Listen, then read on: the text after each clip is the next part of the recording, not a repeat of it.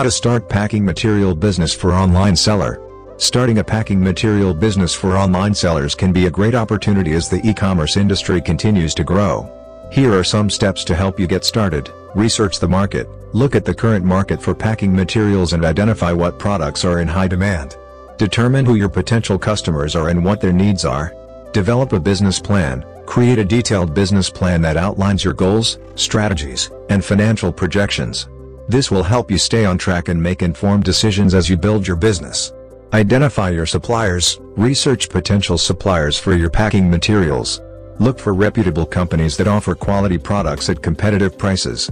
Consider buying in bulk to save money.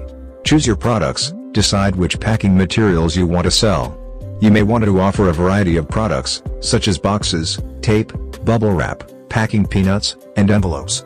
Set up your online store. Create a website or online store where customers can browse and purchase your products. Make sure your website is easy to use and offers a secure checkout process.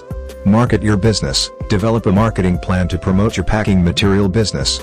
Use social media, online ads, and email marketing to reach potential customers.